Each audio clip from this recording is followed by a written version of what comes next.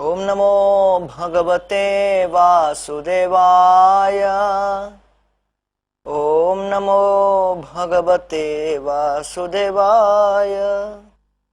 ओम नमो भगवते वासुदेवाय। हरे कृष्ण। उपस्थित सभी दर्शकों का हम आज के इस कार्यक्रम में हार्दिक स्वागत करते हैं। आज हम भगवद गीता के दूसरे अध्याय के 41वें, 42वें, 43वें, 44वें, 45वें और 46वें श्लोक पर चर्चा करेंगे। व्यवसायात्मिका बुद्धिर एकेह कुरु नंदन बहुशाखा ही अनंतश्च भयो व्यवसायिनाम। जो इस मार्ग पर चलते हैं वे प्रयोजन में दृढ़ रहते हैं, उनका लक्ष्य भी एक होता है। हे कुरुनंदन, जो दृढ़ प्रतिज्ञ नहीं है उनकी बुद्धि अनेक शाखाओं में विभक्त रहती है। तात्पर्य कृष्ण कृपा मूर्ति अभय चरणारविंद भक्ति वेदांत गोस्वामी महाराज श्रीला प्रभुपाद के द्वारा। यह दृढ़ श्रद्धा कि कृष्ण भावनामृत द्वारा मनुष्य जीवन की सर्वोच्च सिद्धि प्राप्त कर सकेगा, व्यवसायत्मक बुद्धि कहलाती है। चंचल चरितामृत में कहा गया है, श्रद्धा शब्द विश्वासे को है सुदृढ़ निश्चय, कृष्ण भक्ति कैले सर्व कर्म कृत होय। श्रद्धा का अर्थ है किसी अलौकिक वस्तु में अटूट विश्वास। जब कोई कृष्ण भावनामृत के कार्यों में लगा होता है तो उसे परिवार, मानवता या राष्ट्रीयता से बंध कर कार्य करने की आवश्यकता नहीं होती। तो ये बहुत महत्वपूर्ण श्लोक है।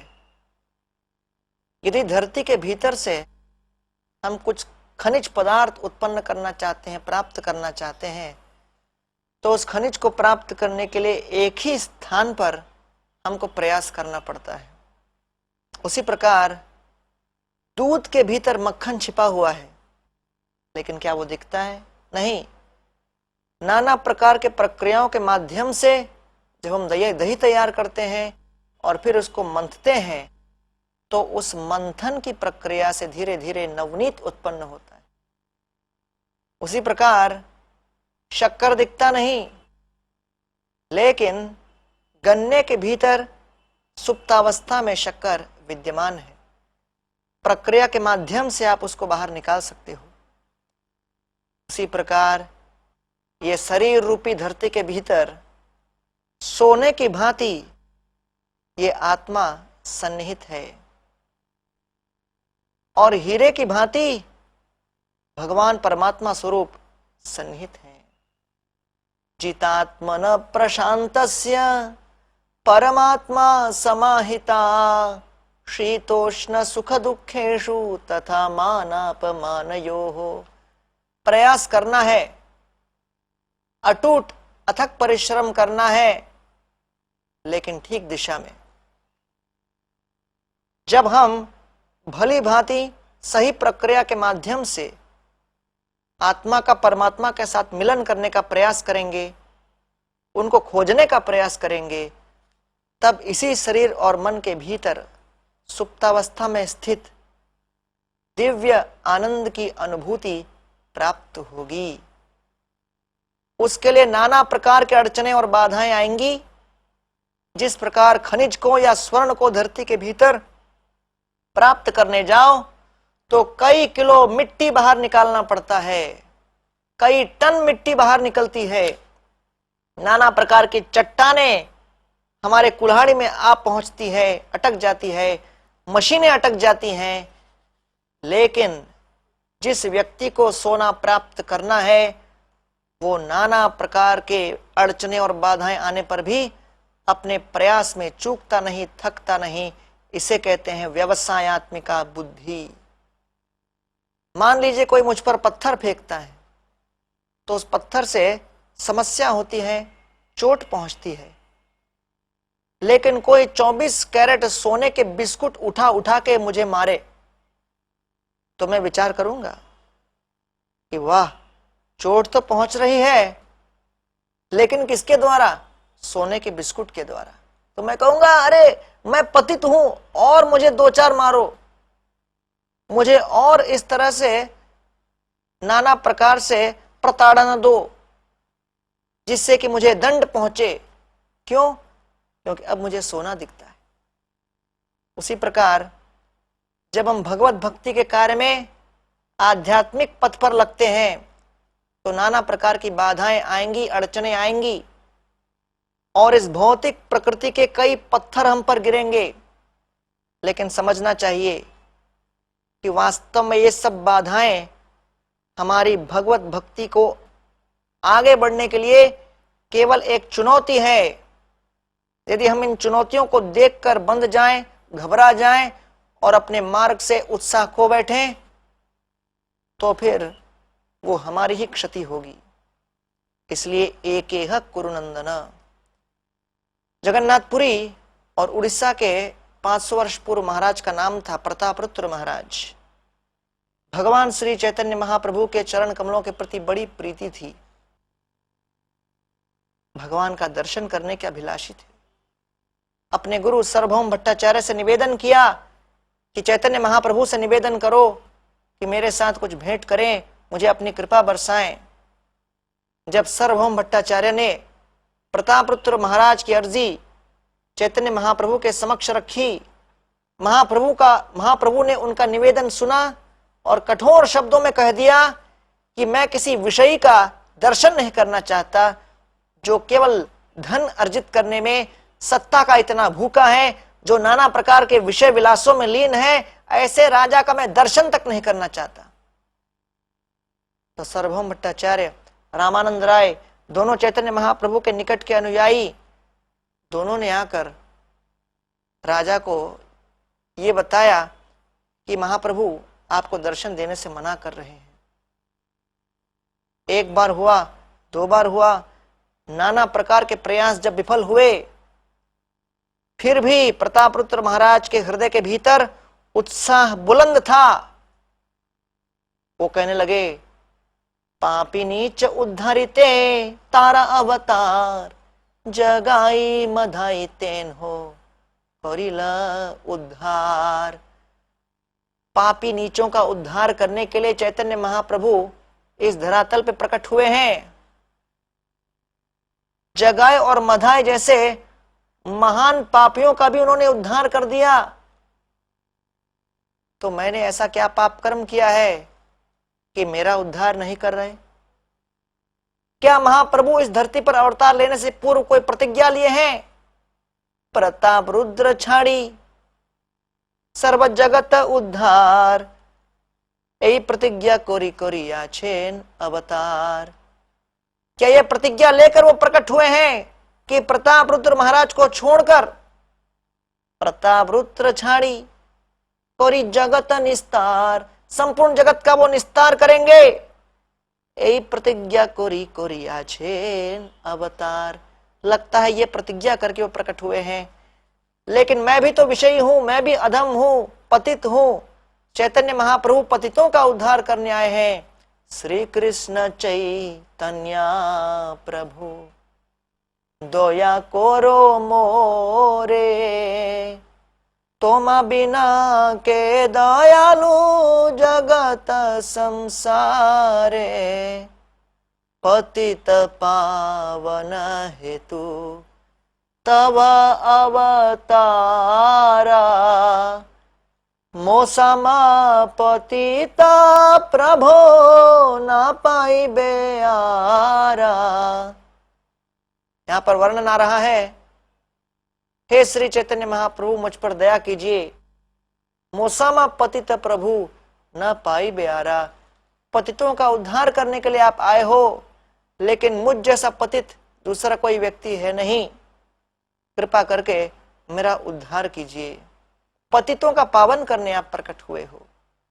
इस तरह प्रतापरुद्र महाराज अपने हृदय की भावनाओं को व्यक्त कर रहे हैं। चैतन्य महाप्रभु की कृपा के लिए इतने आतुर हैं, इतना दृढ़ संकल्प है उनके मन में। वो कह रहे हैं, तार प्रतिज्ञा मोरे न कोरी बे दर्शन, मोर प्रतिज्ञा तहा विना छाड़ी ब जीवन। अगर उन्होंने प्रतिज्ञा ली है कि मुझे वो अपना दर्शन नहीं देंगे, तो मैंने भी ये प्रतिज्ञा, ये दृढ़ संकल्प किया है कि उनके बिना, उनके दर्शन के बिना, उनके कृपा के सागर के एक बिंदु का आस्वादन किए बिना मैं भी अपना प्राण त्याग दूंगा। मोर प्रतिज्ञा ताहा बिना छाड़ी बा जीवान। इस तरह से प्रतापरुद्र महाराज अपने जीवन के उदाहरण से दृढ़ संकल्प प्रकट कर रहे हैं। भक्ति में आगे बढ़ना हो तो ऐसी दृढ़ता हमको अवश्यमेव प्रदर्शित करना पड़ता है। इसलिए वर्णन आ रहा है, व्यवसायात्मिका बुद्धिर एकेह कुरुनंदन। हमारा अंतिम लक्ष्य एक होना चाहिए, कृष्ण के चरण कमलों की प्राप्ति, और उसमें हमें दृढ़ संकल्प प्रदर्शन करना है प्रतापरुद्र महाराज के तुल्य। आगे वो कर रहे हैं, यदि से महाप्रभु न पाई कृपा धन, की बा राज्य की बा देह सब अकारण। यदि मुझे चैतन्य महाप्रभु के चरण कमलों की कृपा प्राप्त नहीं हुई, यदि महाप्रभु की कृपा धन प्राप्त नहीं हुई, तो मैं केवल इस जीवन में कंगाल बन के रह जाऊंगा। कि बा राज्य, इस चारों दिशाओं में व्याप्त महान अपार राज्य को प्राप्त करके मैं क्या करूंगा। कि बा देह, इस शक्तिशाली सुष्ठु देह को प्राप्त करके, धारण करके मैं क्या करूंगा। सब अकारण, ये सभी निष्फल हैं, किसी कार्य के नहीं। और इसलिए मैं अपने इस जीवन काल में केवल श्री चैतन्य महाप्रभु के कृपा का ही अभिलाषी हूं। श्रील प्रभुपाद जी अपने तात्पर्य में बहुत महत्वपूर्ण बात बताते हैं, अथातो ब्रह्म जिज्ञासा। इस मानव जीवन में यदि हमने भगवत भक्ति के लिए प्रयास नहीं किया, केवल आहार निद्रा भय और मैथुन में ही लगे रहे, तो वास्तव में मानव जीवन हमारा विफल है। प्रतापरुद्र महाराज मानव जीवन की सफलता का ज्वलंत उदाहरण प्रस्तुत कर रहे हैं। इससे श्रेष्ठतम उदाहरण प्राप्त होना बहुत कठिन है। कैसे मानव जीवन में भगवान की कृपा धन को अर्जित करने के लिए, संचित करने के लिए हमको घनघोर प्रयत्न करना चाहिए, इसके ये साक्षात उदाहरण है। अन्यथा सामान्य व्यक्ति केवल आहार निद्रा भय मैथुन के आधार पर पशु तुल्य व्यवहार में लगा हुआ है और अपनी बुद्धि का प्रयोग केवल इसके लिए कर रहा है। बुद्धि का प्रयोग करना है तो ये योजना बनाने कि चैतन्य महाप्रभु भगवान श्री कृष्ण और किस प्रकार से भगवान और उनके भक्तों की कृपा धन को हम अर्जित कर सकें। तो यहां आगे कहते हैं, एतशुनि सर्वभौमा होइल चिंतित, राजा र अनुराग देखी होइल विस्मित। सार्वभौम भट्टाचार्य प्रतापरुद्र महाराज के इस भक्ति भाव को देखकर और उनके दृढ़ता को देखकर, उनकी निश्चितता को देखकर बहुत अचरज में पड़ गए। होइला चिंतित, विचार करने लगे। क्या विचार किया? राजा र अनुराग देखी होइला विस्मित। अरे, ये चक्रवर्ती सम्राट नाना प्रकार के भौतिक ऐश्वर्यों के ऊपर राज्य करता हुआ विशाल समृद्धि के स्वामी प्रतापरुद्र महाराज, जिनके पास इंद्र विषय भोगों की कोई कमी नहीं, नाना प्रकार के विषय विलासों में जो लीन हो सकते हैं, नाना प्रकार के सर्वांग सुंदरियों के साथ नित्य नूतन लीलाएं कर सकते हैं, ऐसे प्रतापरुद्र महाराज चैतन्य महाप्रभु के दर्शन के लिए इतने भूखे हैं, इतने प्यासे हैं कि वह उनके दर्शन के बिना धीरे धीरे अपने प्राण त्यागने के लिए भी तैयार हैं। राजा र अनुराग देखी होइला विस्मित। सार्वभौम भट्टाचार्य बड़े विस्मित हो गए। तात्पर्य में श्रील प्रभुपाद जी कहते हैं, ये इस बात का प्रमाण है कि भक्ति किसी स्थान, देश, व्यक्ति विशेष या पद पर निर्भर नहीं करता, और भक्ति में कोई भी भौतिक परिस्थिति बाधा नहीं बन सकती। कोई राजा हो अथवा रंक, कोई धनवान हो अथवा कंगाल, भक्ति कर सकता है। कोई ये नहीं विचार कर सकता अरे मैं तो बहुत गरीब हूं, मैं बहुत दीन हूं, निर्धन हूं, भक्ति करने का साधन मेरे पास नहीं। नहीं, ये मिथ्या है, ये भ्रामक सिद्धांत है। और कोई कहे ये व्यक्ति तो बहुत धनवान है, मदमत्त होगा, सत्ता का बहुत प्यारा होगा और इसलिए इससे भक्ति नहीं संभव है, विषय विलासों में लीन होगा। नहीं, ये भी एक भ्रांत धारणा है। प्रतापरुद्र महाराज इतने बड़े राजा थे, लेकिन देखिए उनके मन में भगवत भक्ति के प्रति कितनी प्रीति है। और यही उदाहरण हम युधिष्ठिर महाराज के जीवन में भी देखते हैं। यूयम लोके बत भूरि भागा लोकम पुनाना मुनयो वियंती येषां गृहाणां वसतेति साक्षात् गूढ़म परम ब्रह्म मनुष्य लिंगम। यहां वर्णन आता है, नारद मुनि जी जब आते हैं युधिष्ठिर महाराज के राज्य में, उनके राज सिंहासन पर युधिष्ठिर महाराज उनको विराजमान करते हैं, उनका पाद प्रक्षालन करते हैं, उस पाद प्रक्षालित जल को अपने मस्तक पर धारण करते हैं। नारद मुनि इसको देखकर कहते, युधिष्ठिर महाराज आप जन सामान्य के नेत्रों में धूल नहीं झोंक सकते, आप मेरा सम्मान कर रहे हो क्योंकि मैं सन्यासी हूं, लेकिन वास्तव में हम जानते हैं आप कौन हो। आप सभी पांडव महान भक्त हो, आपका दर्शन करने के लिए भगवान साक्षात द्वारका त्याग कर आपके बीचों बीच यहां रमण कर रहे हैं। येषां गृहाणां वसतेति साक्षात गूढ़म परम ब्रह्म मनुष्य लिंगम। कृष्णा स्वयं आप सभी के बीच लीला रचा रहे हैं और कृष्णा का दर्शन करने के लिए, कृष्णा के साथ क्रीड़ा करने हेतु, उनको प्रणाम करने के लिए बड़े बड़े ऋषि मुनि संत इत्यादि वो सभी वन के अपने अपने स्थानों को छोड़कर यहां आ रहे हैं, आपका दर्शन कर रहे हैं।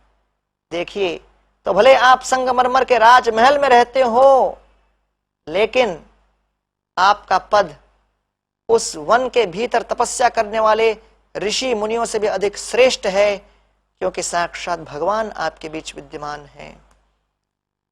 इसीलिए भाइयों और बहनों, ये मन में दृढ़ संकल्प होना चाहिए, हर परिस्थिति में मैं भक्ति करता रहूं। महाविपत्तौ संसारे यह स्मरेत मधुसूदन विपत्तौ तस्य संपत्ति भवेत इत्याह शंकर। महान विपत्ति में कोई व्यक्ति भगवान का स्मरण करे, भगवान के चरणों का आश्रय ले, तो अपने आप वह विपत्ति उसकी संपत्ति सिद्ध हो जाती है। भवेत इति आह शंकर। तो ये समझना बहुत आवश्यक है। एक जंगल के बीचों बीच एक कुत्ता कुछ हड्डी को चूस रहा था, चबा रहा था। पीछे से एक शेर आ गया। शेर को उसके निकट आते हुए, आक्रमण करने की दृष्टि से उसको देखते हुए कुत्ता कुछ घबरा गया, बुद्धि का प्रयोग करने लगा, उच्च स्वर में चिल्लाने लगा, अरे ये शेर को अभी मैंने जो खाया बड़ा स्वादिष्ट था, और ये शेर का जो हड्डी है बहुत स्वादिष्ट लग रहा है, आहा मजा आ रहा है, ऐसा कह के जोर जोर से चबाने लगा। और पीछे से शेर देख रहा है और शेर सुन रहा है और शेर विचार कर रहा है, ये देखने में तो कुत्ता दिखता है और कह रहा है कि अभी अभी शेर को खा गया और ये शेर की हड्डी है, बहुत खतरनाक कुत्ता लगता है ये। घबरा के शेर मुड़ के सरपट भागने लगा। इस दृश्य को ऊपर वृक्ष पर स्थित एक बंदर देख रहा था। वानर हंसने लगा, भागता हुआ शेर के पास गया, कहने लगा, अरे शेर जी, क्या जंगल के राजा हो, कहां डर कर घबरा कर भाग रहे हो? शेर ने कहा, अरे नहीं नहीं, खतरनाक कुत्ता है वो। तो वानर कहने लगा, अरे वो कुत्ता केवल आपको देख के उसने अपना आइडिया निकाला और कुछ बकवास कर रहा था, उस पर विश्वास मत करो, चलो वापस चलो, कुत्ते को मारने का अधिकार आपका है, मैं आपको ले चलता हूं, डरने की कोई बात नहीं। शेर ने कहा, तुम पक्का जानते हो ना ये सुरक्षित है? अरे मैं तुमको कह रहा हूं, कुत्ते को मैं बहुत पहले से जानता हूं। शेर को लेकर बंदर जाता है कुत्ते के पास। शेर के पीठ पर बंदर सवार है, कुत्ता अभी भी वो हड्डी को चूस रहा है। अचानक मुड़ के फिर देखता है कि शेर फिर आ गया, घबरा जाता है, सोचता है अभी क्या करें, लेकिन बंदर को देखकर समझ जाता है कि यह बंदर की करतूत होगी, तो फिर अपनी बुद्धि का प्रयोग करता है और उच्च स्वर में, जैसे ही शेर बंदर के पास निकट आता है, कुत्ता चिल्लाता है, बहुत देर हो गई, बंदर को भेजा 1 घंटे से अब तक आया नहीं नया शेर को लेकर, कितनी देर लगा दी नए शेर को लाने में, पता नहीं बंदर कहां भटक गया। और जैसे ही शेर ने सुना, वो समझ गया कि जरूर बंदर की कोई करतूत है, सबसे पहले तो बंदर को नष्ट किया और फिर वहां से भागा। तो यह जंगली समाज है, जहां आहार, निद्रा, भय और मैथुन के लिए व्यक्ति अपनी बुद्धि का प्रयोग करते हैं, नाना प्रकार से योजनाएं बना के अपना बचाव करने के लिए तैयार होते हैं, और ऐसी अवस्था में वो बिल्कुल व्यवसायत्मिका होते हैं, एक दृष्टि के साथ कार्य करते हैं, धनार्जन के लिए, अपनी संपत्ति की रक्षा के लिए, अपने स्वयं के मान सम्मान की रक्षा हेतु। लेकिन भगवत भक्ति के लिए किया गया प्रयास ही वास्तव में यहाँ पर भगवान उसको अनुमोदन कर रहे हैं। यामिमां पुष्पितां वाचां प्रवदन्ति अभिपश्चित वेदवादरता पार्था नान्यदस्तीति वादिना कामात्मान स्वर्ग परा जन्म कर्म फल प्रदान क्रिया विशेष बहुलां भोगैश्वर्य गतिं प्रति भोगैश्वर्य प्रसक्तानां तया अपहृत चेतसां व्यवसायत्मिका बुद्धि समाधौ न विधीयते। तो यहाँ वर्णन आ रहा है कि वेद शास्त्रों में केवल स्वर्गीय सुखों का वर्णन है। जो इस जगत में भोग कर कर परेशान हो जाता है, वो स्वर्ग में जाके भोग करने का अभिलाषी होता है, और ऐसे भोग और ऐश्वर्य से प्रसक्त व्यक्ति कभी आध्यात्मिक मार्ग में अपना ध्यान नहीं लगा सकता। त्रैगुण्य विषया वेदा निस्त्रैगुण्या भवार्जुन निर्द्वंद्व नित्य सत्वस्थो निर्योग क्षेम आत्मवान यावनर्थ उदपाने सर्वतः संप्लुतोदके तावान सर्वेषु वेदेषु ब्राह्मणस्य विजानत। एक बगीचे में जब भ्रमर भटकता है तो फूल को पूरा उठाकर नहीं ले जाता, केवल फूल के रस को चुनता है। उसी प्रकार है अर्जुन, इन वेद शास्त्रों में नाना प्रकार का ज्ञान है, अधिकांश तुम्हारे काम का नहीं, भगवत धाम जाने हेतु। इसलिए केवल उसमें से कृष्ण भक्ति के तत्व को चुनो। और एक बार आपने भक्ति तत्व को समझ लिया, वो ऐसा ही है जैसे पूर्व काल में गांवों में नाना प्रकार के कुएं होते थे। कहीं कपड़े धोने के कुएं अलग, स्नान करने के कुएं अलग, पानी भरने का कुआं अलग। लेकिन कोई वेगवती सरिता होती तो सरिता के निकट जाकर प्रत्येक व्यक्ति अपना सभी कार्य संपन्न कर लेता। उसी तरह यहां पर वर्णन आता है, तावान सर्वेषु वेदेषु ब्राह्मणस्य विजानत। यदि कोई वेदों का सार समझ गया, वेदों का अर्थ समझ गया, वेदों का लक्ष्य समझ गया कि वेदों का लक्ष्य है कृष्ण की भक्ति, तो अपने आप वह वेदों में बताए गए नाना प्रकार के विधि विधानों को स्वतः समझ जाता है, वो सभी स्वतः सिद्ध हो जाते हैं। इसलिए ये वेद शास्त्र क्या है, ये ट्रैफिक के सिग्नल की तरह है, हमको निर्देश देते हैं कि अब कितनी दूरी पर हम हैं। लेकिन भगवत भक्ति के मार्ग पर हम स्थित हो गए तो अपने आप सारे नियम हम पालन करने लगते हैं। फिर क्रमशः इन नियमों के साथ हमारा कोई संबंध स्थापित करने की आवश्यकता नहीं, क्योंकि हम अब भगवत भक्ति के मार्ग पर भगवान श्री कृष्ण से साक्षात निर्देश प्राप्त कर रहे हैं। इस तरह इन श्लोकों में भगवान हमको शुद्ध भगवत भक्ति के मार्ग पर स्थित होने के लिए प्रोत्साहन दे रहे हैं और ये निवेदन कर रहे हैं, इस मार्ग पर नाना प्रकार की बाधाएं आएंगी, किसी भी यात्रा में बाधाएं आएंगी। यदि गाड़ी में चलते चलते रास्ते में स्पीड ब्रेकर आए, इसका अर्थ यह नहीं कि आप गाड़ी को वहीं रोक दो और बगल में बैठ के सो जाओ, नहीं। उस समय हो सकता है कि आप कुछ अपने वेग को स्थगित कर दें, हो सकता है कुछ समय आप वहां रुक जाएं, लेकिन फिर भी यात्रा आगे बढ़ती रहनी चाहिए। इसीलिए यहां पर वर्णन आ रहा है, व्यवसायत्मिका बुद्धि और यावनर्थ उदपाने सर्वतः संप्लुतोदके तावान सर्वेषु वेदेषु ब्राह्मणस्य विजानत। एक बार हमने शास्त्रों का मर्म जान लिया, समझ लिया, उसे अपने जीवन में उतार लिया, तो शास्त्रों के निचोड़ भगवत भक्ति को अपने जीवन में उतार कर हम अपने आप स्वयं और अपने संपूर्ण परिवार को भगवत भक्ति के, शुद्ध भक्ति के आनंद के अपार सागर में निमग्न करा सकते हैं। इसलिए हम आप सबसे यही निवेदन करते हैं, निरंतर प्रतिदिन नियमित रूप से प्रातःकालीन अरुणोदय की वेला में उठने के पश्चात हरे कृष्ण कृष्ण कृष्ण हरे हरे, हरे राम राम राम हरे हरे, ये महामंत्र का उच्चारण अवश्य कीजिए। गीता का पाठ प्रतिदिन पढ़िए, अपने जीवन को सफल बनाइए। बोलिए हरे कृष्ण।